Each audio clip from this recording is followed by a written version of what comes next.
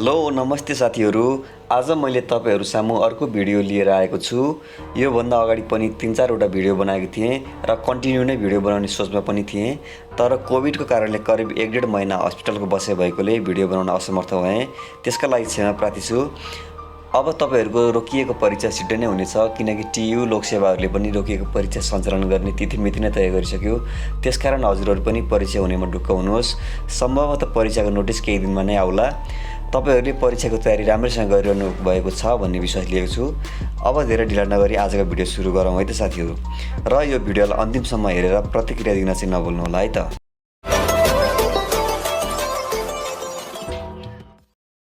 आजको पहिलो प्रश्न छ, हार्मोनाइज प्रणाली अनुसार छाता र जुत्ता कुन कुन भागमा पर्दछ?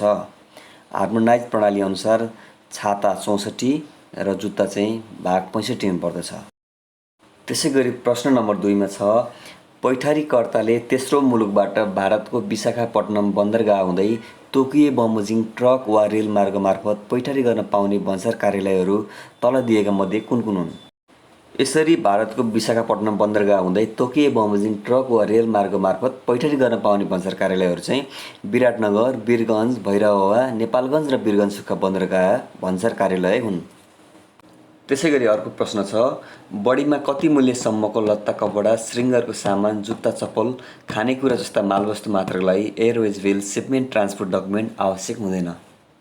बढीमा $500 मूल्य बराबरको लत्ता कपडा, श्रृङ्गारको सामान, जुत्ता चप्पल, खानेकुरा जस्ता मालवस्तु मात्रका लागि हवाई मार्ग बिल ढुवानी कागजात आवश्यक पर्दैन।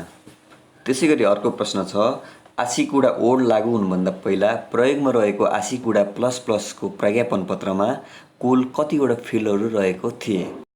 आशीकुडा ओड लागू हुनुभन्दा पहिला प्रयोगमा रहेको आशीकुडा प्लस को प्रज्ञापन पत्रमा कुल 50 वटा फिल्डहरू रहेको थिए।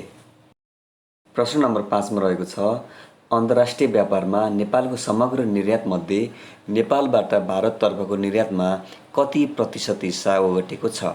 अन्तर्राष्ट्रिय व्यापारमा नेपालको समग्र निर्यात मध्ये नेपालबाट भारततर्फको निर्यातमा 71.75% हिस्सा ओगटेको छ। त्यसैगरी अर्को प्रश्न रहेको छ, नेपाल भारत व्यापार सन्धि कति वर्षमा पुनरावलोकन हुने व्यवस्था रहेको छ? नेपाल भारत व्यापार सन्धि चाहिँ 7 वर्षमा पुनरावलोकन हुने व्यवस्था छ। प्रश्न नम्बर 7 मा छ, भन्सार नियमावली 2064 को 12औं संशोधनले एक पटकमा कति मूल्यसम्मको मालवस्तु पैठारी गर्दा निकासी पैठारी सङ्केत नम्बर नचाहिने व्यवस्था गरेको छ? 2064 को 12औं संशोधनले एक पटकमा 10,000 मूल्यसम्मको मालवस्तु पैठारी गर्दा निकासी पैठारी सङ्केत नम्बर नचाहिने व्यवस्था गरेको छ। प्रश्न नम्बर 8 मा छ, विशेष आर्थिक क्षेत्रमा स्थापित उद्योगले वितरण गरेको लाभांशमा लाग्ने करमा के कस्तो छुट हुने व्यवस्था विशेष आर्थिक क्षेत्र ऐन 2073 ले गरेको छ? कारोबार सुरु गरेको मितिले 5 वर्षसम्म 100% र सो पछिको 3 वर्षसम्म 50% छुट हुने व्यवस्था चाहिँ विशेष आर्थिक क्षेत्र ऐन 2073 ले गरेको छ। प्रश्न नम्बर 9, 25,000 रुपैयाँसम्मको मालवस्तु पैठारी गर्न सक्ने छोटी भन्सार कार्यालय तल दिएका मध्ये कुन होइन? तल दिएका मध्ये छिरवाले चाहिँ 25,000 रुपैयाँसम्मको मालवस्तु पैठारी गर्न सक्दैन। प्रश्न नम्बर 10 मा छ, भन्सार ऐन 2064 को कुन दफामा नेपाल राष्ट्रिय एकदर प्रणालीको व्यवस्था गरिएको छ? भन्सार ऐन 2064 को दफा 89 को ङ मा चाहिँ नेपाल राष्ट्रिय एकद्वार प्रणालीको व्यवस्था गरिएको छ। अर्को प्रश्न, आतंकवादी क्रियाकलापसँग सम्बन्धित भएको वा सोको शङ्का गर्नुपर्ने मनासिब आधार भएको भनी कुनै व्यक्ति, समूह वा सङ्गठनको सम्पत्ति रोक्का राखिदिन कुनै मुलुकबाट नेपाल सरकारलाई अनुरोध आएमा परराष्ट्र मन्त्रालयले सोको जानकारी कुन मन्त्रालयलाई दिनुपर्दछ? आतंकवादी क्रियाकलापसँग सम्बन्धित व्यक्तिको सम्पत्ति रोक्का गर्नुपरेमा त्यसको जानकारी गृह मन्त्रालयलाई दिनुपर्दछ। त्यसैगरी प्रश्न नम्बर 12 मा छ, कति मूल्यभन्दा बढीको मालवस्तु निकासी गर्न एक्जिम कोड आवश्यकता पर्दछ? 10 लाखसम्मको मालवस्तु निकासी गर्न एक्जिम कोडको आवश्यकता पर्छ। त्यसैगरी अर्को प्रश्न, कसैले हाट बजार, मेला प्रदर्शनीमा बिक्री वितरण गर्न पैठारी वा निकासी गरेको मालवस्तु कति अवधिभित्र पुनः निकासी वा पैठारी गर्नुपर्ने व्यवस्था प्रचलित भन्सार ऐन नियमावलीमा छ? हाट बजारको हकमा भोलिपल्ट र मेला प्रदर्शनीको हकमा त्यो मेला प्रदर्शनी समाप्त भएको मितिले 30 दिनभित्र पुनः निकासी वा पैठारी गरिसक्नुपर्ने व्यवस्था छ। त्यसै गरी अर्को प्रश्न, लिलामीको मालवस्तु छुट असुली जस्ता विविध कुराहरू कुन प्रज्ञापन पत्रमा घोषणा गर्नुपर्दछ? लिलामीका मालवस्तु छुट असुली जस्ता विविध कुराहरू चाहिँ MIS 9 मा घोषणा गर्नुपर्दछ। प्रश्न नम्बर 15 मा छ, भन्सार ऐन 2064 को कुन दफाले दिएको अधिकार प्रयोग गरी भन्सार नियमावली 2064 तयार पारिएको हो? भन्सार ऐन 2064 को दफा 92 ले दिएको अधिकार प्रयोग गरी चाहिँ भन्सार नियमावली 2064 तयार पारिएको हो। प्रश्न नम्बर 16 मा छ, ड्राफ्ट वा प्रतीत पत्रको माध्यमबाट तेस्रो मुलुकबाट मालवस्तु आयात गर्दा बढीमा एक पटकमा कति अमेरिकी डलर वा सो बराबरको परिवर्तित विदेशी मुद्रासम्मको सुविधा प्रदान गर्ने व्यवस्था छ? ड्राफ्ट वा प्रतीत पत्रको माध्यमबाट तेस्रो मुलुकबाट मालवस्तु आयात गर्दा बढीमा एक पटकमा 35,000 अमेरिकी डलर वा सो बराबरको परिवर्तित विदेशी मुद्रासम्मको सुविधा प्रदान गर्ने व्यवस्था रहेको छ। प्रश्न नम्बर 17 मा छ, हवाई जहाज तथा हेलिकप्टरको पार्ट पूर्जा मर्मतका लागि विदेश लैजाँदा मूल्यको कति प्रतिशत धरौटी राखी मर्मतका लागि अस्थायी निकासी गर्न सक्ने व्यवस्था भन्सार नियमावलीमा रहेको छ? हवाई जहाज तथा हेलिकप्टरको पार्ट पूर्जा मर्मतका लागि विदेश लैजाँदा मूल्यको 0.5% धरौटी राखी मर्मतका लागि अस्थायी निकासी गर्न सक्ने व्यवस्था चाहिँ भन्सार नियमावलीमा रहेको छ। प्रश्न नम्बर 18 मा छ, VCTSले कस्ता मालवस्तु तथा ढुवानीका साधनहरूको अनुगमन गर्दछ? VCTSले व्यावसायिक प्रयोजनका मालवस्तु तथा ढुवानीका साधनहरूको अनुगमन गर्दछ। प्रश्न नम्बर 19 मा छ, राजस्व चुहावट सम्बन्धी कसुरको अनुसन्धानको सिलसिलामा कब्जा गरिएको मालवस्तुको नियमअनुसार मूल्याङ्कन गरी कायम गरिएको मूल्यलाई के भनिन्छ? यसरी अनुसन्धानको सिलसिलामा मालवस्तुको नियमअनुसार मूल्याङ्कन गरी कायम गरेको मूल्यलाई चाहिँ पञ्चकृत मोल भनिन्छ। प्रश्न नम्बर 20 मा छ, मूल्य अभिवृद्धि कर ऐन 2052 अनुसार तलको मध्ये कति करोडभन्दा माथि कारोबार गर्ने करदाताले अनिवार्य रूपमा विद्युतीय बीजक जारी गर्नु पर्दछ? मूल्य अभिवृद्धि कर ऐन 2052 अनुसार 35 करोडभन्दा माथि कारोबार गर्ने करदाताले अनिवार्य रूपमा विद्युतीय बीजक जारी गर्नु पर्दछ। प्रश्न नम्बर 21 मा छ, नेपालको संविधानको कुन धारामा मौलिक हकको रूपमा उपभोक्ताका हकको व्यवस्था गरिएको छ? नेपालको संविधानको धारा 44 मा चाहिँ मौलिक हकको रूपमा उपभोक्ताका हकको व्यवस्था गरिएको छ। त्यसै गरी अर्को प्रश्न छ, मालवस्तुको भन्सार मूल्य निर्धारण तल दिएको मध्ये कुन सम्झौता अनुसार हुने व्यवस्था छ? मालवस्तुको भन्सार मूल्य निर्धारण general agreement on tariff and trade 1994 को धारा 7 अनुसार हुने व्यवस्था छ। त्यसै गरी प्रश्न नम्बर 23 मा छ, प्रतिनिधि सभाले पारित गरेको अर्थ विधेयक राष्ट्रिय सभाले विधेयक प्राप्त गरेको कति दिनभित्र सुझाव भए सुझावसहित प्रतिनिधि सभामा फिर्ता पठाउनु पर्दछ? यसरी पारित गरेको अर्थ विधेयकमा सुझाव छ भने 15 दिनभित्र सुझावसहित प्रतिनिधि सभामा फिर्ता पठाउनु पर्दछ। त्यसै गरी प्रश्न नम्बर 24 मा छ, सम्पत्ति शुद्धिकरण तथा आतंकवादी क्रियाकलापमा वित्तीय लगानी नियन्त्रण गर्न अन्तर्राष्ट्रिय छाता सङ्गठनको रूपमा स्थापना भएको वित्तीय कारबाही कार्यदलको प्रधान कार्यालय कहाँ रहेको छ? यसको प्रधान कार्यालय चाहिँ फ्रान्सको पेरिसमा छ। प्रश्न नम्बर 25, 7 अङ्कको भन्सार जाँचबुझ प्रक्रियाको सङ्केत नम्बर मध्ये अन्तिमको 3 अङ्कले केलाई बुझाउँदछ? यसमा भएको अन्तिमको 3 अङ्कले चाहिँ नेसनल प्रोसिडरलाई बुझाउँछ। त्यसै गरी प्रश्न नम्बर 26 मा छ, उत्पत्तिको प्रमाणपत्र कन्ट्री अफ ओरिजिनमा उल्लेख गर्नुपर्ने विषयहरू तल दिएको मध्ये कुन हो?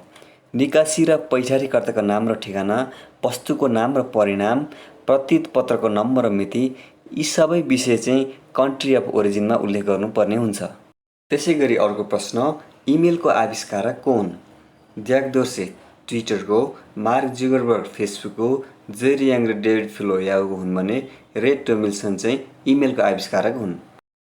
त्यसै गरी अर्को प्रश्न, सन् 2020 को राष्ट्रसङ्घीय मानव विकास सूचाङ्कमा नेपाल कतिऔँ स्थानमा रहेको छ? सन् 2020 को राष्ट्रसङ्घीय मानव विकास सूचाङ्कमा नेपाल 142औँ स्थानमा रहेको छ। प्रश्न नम्बर 29 मा छ, आर्थिक वर्ष 2076-77 मा सबैभन्दा बढी आयकर तिर्ने करदाता तल दिएको मध्ये को हुन्? आर्थिक वर्ष 2076-77 मा चाहिँ सबैभन्दा बढी आयकर तिर्ने करदाता विजय कुमार शाह हुन्, जसको सूर्य नेपाल प्राली छ।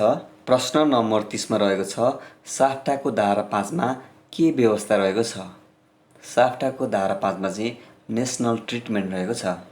त्यसै गरी प्रश्न नम्बर 31मा छ, यात्रुले आफ्नो साथमा ल्याउन लैजान पाउने निजी प्रयोगको मालवस्तु सम्बन्धी सूचना अनुसार विदेशबाट फर्कने नेपाली यात्रुले देहाय बमोजिम कुन सामानमा पूर्ण भन्सार महसुल छुट पाउँदैन?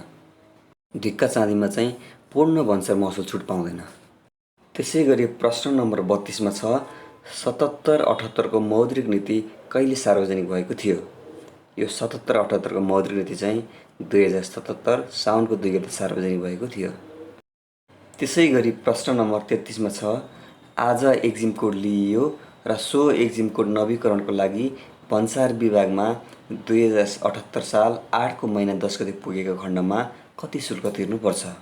म्याद ननागी नवीकरण गर्दाको शुल्क 1000 र त्यसपछिको 500 + 500 गरेर 2000 रुपियाँ लाग्छ। अर्को प्रश्न, नेपाल र भारत बीचको पहिलो व्यापार तथा वाणिज्य सन्धि कहिले सम्पन्न भएको थियो? नेपाल र भारत बीचको पहिलो वाणिज्य सन्धि चाहिँ 1960 सेप्टेम्बर 11 मा भएको थियो। प्रश्न नम्बर 35मा छ, 5औं भन्सार सुधार तथा आधुनिकीकरण रणनीति कार्ययोजनामा उल्लेखित दूरदृष्टि तलका मध्ये कुन हो? नेपालको आर्थिक तथा सामाजिक समुन्नतिका लागि उत्कृष्ट सेवा नै 5औं भन्सार सुधार तथा आधुनिकीकरण रणनीति कार्ययोजनामा उल्लेखित रहेको दूरदृष्टि हो। त्यसै गरी प्रश्न नम्बर 36मा छ, आयकर ऐन 2058 अनुसार आकस्मिक लाभमा कति प्रतिशत अग्रिम कर कट्टी गर्नु पर्दछ? आयकर ऐन 2058 अनुसार आकस्मिक लाभमा चाहिँ 25% कर कट्टी गर्नु पर्दछ। त्यसै गरी प्रश्न नम्बर 37मा छ, नेपालको राजधानी काठमाडौँमा हुने भनेर संविधानको कुन धारामा उल्लेखित छ? नेपालको राजधानी काठमाडौँमा हुने भनेर चाहिँ संविधानको धारा 288 मा उल्लेखित गरिएको छ। प्रश्न नम्बर 38मा छ, नेपालबाट निर्यात व्यापार बढी हुने मुलुकको सही क्रम तलका मध्ये कुन हो? नेपालबाट निर्यात व्यापार बढी हुने मुलुकमा चाहिँ पहिलो भारत, अनि दोस्रो अमेरिका, तेस्रो जर्मनी, चौथो टर्की र 5औं बेलायत हो। त्यसै गरी अर्को प्रश्न, डुइङ बिजनेस इन्डेक्स 220 मा नेपाल कतिऔं स्थानमा रहेको छ? डुइङ बिजनेस इन्डेक्स 220 मा चाहिँ नेपाल 94औं स्थानमा रहेको छ। प्रश्न नम्बर 40 मा छ, तलका मध्ये प्रचलित मदिरा कानुन कुन हो? प्रचलित मदिरा कानुन चाहिँ मदिरा ऐन 2031 र मदिरा नियम 2033 हो। त्यसै गरी प्रश्न नम्बर 41 मा छ, एक्जिम कोडको सम्बन्धमा तलका कुन भनाइ सही छ? निकासी पैठारी सङ्केत नम्बर प्रदान गर्ने सम्बन्धी कार्यविधि 2073 हाल कार्यान्वयनमा रहेको छ भन्ने भनाइ चाहिँ एक्जिम कोडको सम्बन्धमा सही भनाइ हो। प्रश्न नम्बर 42 मा छ, मालवस्तु जाँचबास गर्दा अवलम्बन गरिने लेन च्यानलहरूको सम्बन्धमा देखाएका कुन भनाइ सही छ? रेड लेनमा मालवस्तुहरू तथा तत्सम्बन्धी कागजात समेत पूर्ण रूपमा जाँच गरेर जाँचबास गर्ने भन्ने अप्सन डी को भनाइ चाहिँ ठिक छ। त्यसै गरी अर्को प्रश्न, निकासी पैठारी नियन्त्रण ऐन अनुसार नेपालबाट निकासीका लागि पूर्ण बन्देज लगाएका मालवस्तुहरू देखाएका मध्ये कुन होइन? खयरबाट उत्पादन हुने कत्था चाहिँ पूर्ण रूपमा बन्देज गरिएको छैन। पुरातात्विक, ऐतिहासिक तथा धार्मिक महत्त्वका मालवस्तुहरू, लागु पदार्थहरू, विस्फोटक तथा खर खजानाका मालवस्तुहरू चाहिँ पूर्ण रूपमा बन्देज लगाइएको छ। त्यसै गरी अर्को प्रश्न, नेपालमा पैठारीका लागि नेपाल गुणस्तर तथा नापतोल विभागबाट नेपाल गुणस्तर चिन्ह इजाजत लिई आयात गर्न सकिने मालवस्तु देखाएका मध्ये कुन होइन? एसिटोर्फिन चाहिँ गुणस्तर चिन्ह इजाजत लिएर पनि आयात गर्न सकिन्न। त्यो बाहेकका फलामे छ, dry cell battery, LPG regulator चाहिँ गुणस्तर तथा नापतोल विभागबाट नेपाल गुणस्तर चिन्ह इजाजत लिई आयात गर्न सकिन्छ। त्यसै गरी प्रश्न नम्बर 45 मा छ, श्रम स्वीकृति लिई कम्तीमा कति समय विदेशमा काम गरी फर्केका नेपाली यात्रुले कति इन्चसम्मको टेलिभिजनमा पूर्ण महसुल छुट पाउने व्यवस्था छ? श्रम स्वीकृति लिएर चाहिँ कम्तीमा पनि 12 महिना विदेशमा बसेको नेपालीले 32 इन्चसम्मको टेलिभिजन ल्याउन चाहेमा चाहिँ पूर्ण महसुल छुटमा ल्याउन पाउने व्यवस्था छ। त्यसै गरी अर्को प्रश्न, नेपाल राष्ट्रिय एकद्वार प्रणालीको पोर्टल र एलपिसिएको पुरा रूप तल दिएका मध्ये कुन हो? नेपाल राष्ट्रिय एकद्वार प्रणालीको पोर्टल चाहिँ nnsw.gov.np हो भने एलपिसिएको पुरा रूप चाहिँ licence permit certificate and others हो। त्यसै गरी अर्को प्रश्न, सम्पत्ति शुद्धिकरण तथा आतंकवादी क्रियाकलापमा वित्तीय लगानी सम्बन्धी कसुरको प्रकार, कसुर गर्ने प्रविधि, पद्धति तथा प्रवृत्ति समेतका विवरण सङ्कलन गरी वित्तीय जानकारी इकाइले आफ्नो काम कारबाही सम्बन्धी वार्षिक प्रतिवेदन कुन निकाय मार्फत नेपाल सरकार समक्ष पेश गर्दछ? यो सम्पूर्ण काम कारबाहीको प्रतिवेदन चाहिँ नेपाल राष्ट्र बैङ्क मार्फत नेपाल सरकार समक्ष पेश गरिन्छ। त्यसै गरी प्रश्न नम्बर 48मा छ, मालवस्तु तथा ढुवानी साधन अनुगमन प्रणाली BCTS व्यवस्थाको विपरीत कार्य गर्ने सम्बन्धित ढुवानी साधनको धनी वा त्यसको प्रयोगकर्तालाई महानिर्देशकले प्रथम पटकको लागि कति रुपैयाँसम्म जरिवाना गर्न सक्दछ? त्यसरी नियम विपरीत कार्य गर्नेलाई चाहिँ महानिर्देशकले प्रथम पटकको लागि 50,000 रुपैयाँसम्मको जरिवाना गर्न सक्ने व्यवस्था छ। त्यसै गरी प्रश्न नम्बर 49मा छ, उपभोक्ता संरक्षण ऐन 2075 अनुसार उपभोक्ता अदालतले गरेको निर्णय उप तलका मध्ये कुन अदालतमा पुनरावेदन लाग्ने व्यवस्था छ? को पुनरावेदन चाहिँ उच्च अदालतमा लाग्ने व्यवस्था छ। प्रश्न नम्बर 50 आजको यो अन्तिम प्रश्न पनि हो। पशु स्वास्थ्य तथा पशु सेवा ऐन 2055 अनुसार भेटनेरी निरीक्षकको नियुक्ति तलका मध्ये कसले गर्ने व्यवस्था छ? भेटनेरी निरीक्षकको नियुक्ति चाहिँ नेपाल सरकारले गर्न सक्ने व्यवस्था छ। हवस् त साथीहरू, आजका लागि वस्तुगत प्रश्न तथा त्यसको उत्तरहरू यति नै राखेँ। अब तपाईँहरू सामु यसरी नै निरन्तर भिडियो लिएर आउनेछु। केही प्रतिक्रिया भए दिनुहोला र लाइक, सब्सक्राइब, सेयर अवश्य गर्नुहुनेछ भन्ने विश्वास पनि लिएको छु। तपाईँहरूको समय शुभ रहोस् है त।